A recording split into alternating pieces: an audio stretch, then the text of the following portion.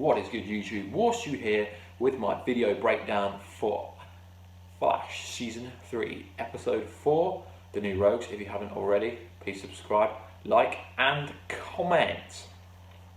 So this episode was kind of interesting in ways, so let's get into it. So the focus of this episode wasn't really on the villain, Mirror Master and Top. It was more on side stories, which I'll go into. So at the start we get Mirror Master Top. Top in the comic books is a man, but in the Arrowverse, Top is a girl. And Captain Cold, Snart, they're having a beef. Mirror Master and Top say they want out, so they get into a bit of a fight. And then the particle accelerator goes off, and then Snart, Captain Cold, runs off, and we see how Mirror Master and Top gets his abilities. So Mirror Master ends up in a mirror, which ironically he was stuck in for 3 years to the current date. So most likely it was Dr. Alchemy who let him out of the mirror. That's the only kind of logical theory I can come with. And in this version, Top gives people a vertigo, which is a pretty sick ability. But overall, Team Flash destroyed Mirror Master and put Top back in prison. Fairly simple, so I'm a bit annoyed about how Mirror Master could have been a villain for a fair few episodes, but it was over within one episode, so they both got put back into prison, which is good as they can reoccur. Barry gets stuck in a mirror, and he gets out by Caitlin basically using her Killer Frost powers to make the temperature cold enough for him to get out, but he didn't see her, so she's still keeping her metahuman abilities secret. There was a nice little kind of Easter egg to the mirror gun when Harrison Wells said there's a Mirror Master in Earth 2 who had a mirror gun. This version of Mirror Master could only really trap people in mirrors and travel between mirrors, which is a pretty sick ability. So it was Jesse Quick's fault why Barry Allen got stuck in the mirror. She followed him when he told her not to follow him, and Top put him into a vertigo kind of spasm, I suppose you could call it, and then the Flash got chucked in the mirror, and that was the mistake. She might have the Flash abilities, but she clearly lacks the skill and ability at the moment, although she is the most clever person on the show. So Harrison Wells comes up with an idea saying, you know, there's loads of different Harrison Wells, so they go on a Harrison Wells search to find a new Harrison Wells, which we end up getting Earth 19 Harrison Wells,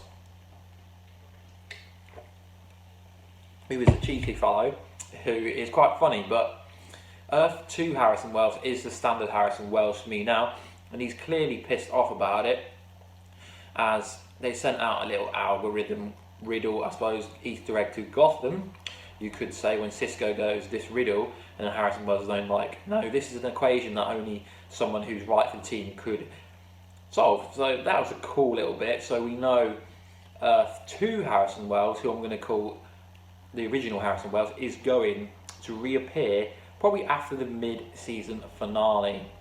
So him and Jesse zoot back off to Earth 2, but interesting enough, Harrison Wells from Earth 2 says, don't forget, said something and then kind of disappeared, so I presume that will be the reason why he reoccurs after Christmas. Most likely we get a bit of a Jesse Quick, Wally West kind of romantic relationship, sort of, but he doesn't want to commit to anything as she's going off, but I presume they will pick up on this when she comes back later on in the season, and I expect we'll be seeing her on Legends of Tomorrow, most likely.